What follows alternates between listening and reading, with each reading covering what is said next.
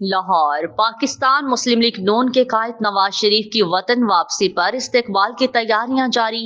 عظیم چودھری کے مطابق مسلم لیگ نون کے قائد کے استقبال کے لیے مینار پاکستان میں سجائے جانے والے پنڈال میں قائد کی آمد و رفت اور دیگر تفصیلات سامنے آ گئی ہیں۔ نواز شریف کی ایئرپورٹ سے مینار پاکستان جلسہ گاہ آمد کے لیے 2 پلین ترتیب دیے گئے ہیں۔ ایک پلین کو اے اور دوسرے کو بی کا نام دیا گیا ہے۔ لاہور ایئرپورٹ پر مسلم لیگ نون کے مرکزی رہنما پارٹی قائد کا استقبال کرے گی۔ پلین اے کے مطابق مسلم لیگ نون کے قائد نواز شریف کو لاہور ایئرپورٹ سے ہیلی کاپٹر کے ذریعے جلسہ گاہ لایا جائے گا۔ پلین بی کے مطابق نواز شریف کو سڑک کے راستے براستہ مال روڈ یا رنگ روڈ سیکیورٹی کے سخت حصار میں جلسہ گاہ لایا جائے گا۔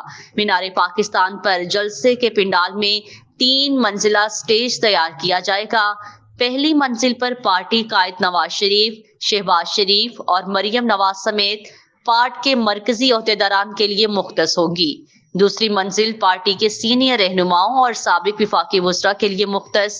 تیسری منزل پر پارٹی کے دیگر سینئر رہنماؤں کے بیٹھنے کے لیے انتظامات کیے جائیں گے۔